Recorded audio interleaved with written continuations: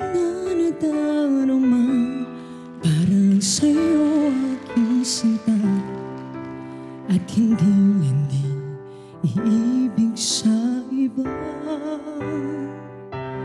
Dati ang puso ko ay laging nag-iisa nang ikaw ay dumating. Lahat nagbago na. Hindi ba't ikaw na siyang namunod sa aking mga mata? Hindi ba't ikaw ang nagbigay sa akin ng saya?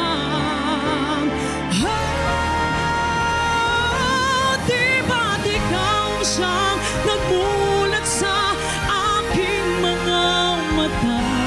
Hindi ba't ikaw ang nagbigay sa akin ng saya? Hindi ba't ikaw ngayon bawat pag-ibig ko at pagsinta? Hindi ba't ikaw, di ba't wala na ngang iba?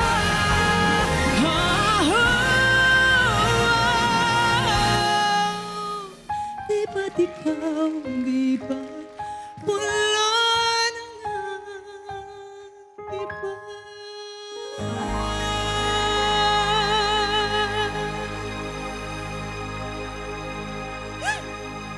Tala! Hello! Ate Julie! Grabe naman, Tala. Diyos ko. Grabe, kinabahan ako dun. Oh. Alam mo, napansin ko kasi parang medyo makatotohanan yung pag-emote mo. Ay, usap naman tayo. Upo muna tayo usap dito. Talaga na. Bye-bye Ano? po. Babalik kami sa atin lang eh. Ano meron? Kasi parang damang-dama eh. Oo. Siguro, hinuhugot ko lang sa mga nangyari siguro noon para ma-deliver ko ng maayos yung kanta ni Miss Jen. Kamusta ba ang puso mo ngayon? Okay naman po ako. Masaya po ako. Masaya. ngayon. Ano ka ba? May someone ka ba? Or single ka ba? Or Masaya po ako ngayon. God May bless. nagpapasaya sa atin. God bless po. may napapasaya sa'yo? Ate Julie! Ano ba? Hindi, kasi nga, kung may napapasaya sa'yo, mag-message ka. Thank you, Text guys. mo, gano'n. Text mo. Anong Thank mensahe you. mo?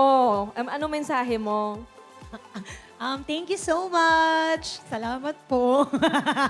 Hindi pa naman Christmas, di ba? Pero tanongin natin si Miss Jessa. Miss Jessa, sa hugot meter mo, anong level ang naabot ni Tala? Anong level? Yes. Ano ba? By numbers ba? Baka mga 100 is the Ay, ganon. highest. Ganon. Alam mo, ito talaga, wala akong in-expect talaga sa pagpunta ko dito sa Sing My Song. Pero una pa lang kay Tala pa lang, sobrang naantig na yung puso ko eh. Napakahusay ng rendition mo, Tala. Parang pang-concert version na di ba't ikaw? Tsaka gustong-gusto ko yung pagkabuo ng boses mo eh, di ba? Sa totoo lang, alam nyo yung di ba't ikaw? Medyo siya kasi sa verse, di ba parang ang baba? Tapos sa chorus, ibang key naman.